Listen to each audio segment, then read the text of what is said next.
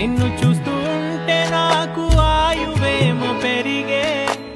నవ్వితే కాలమైన ఆగిపోయి విడిచిపెట్టదులే, ఎవరికెవరు కాపలానో మారిపోయే కడకు నాతోటి మాట్లాడ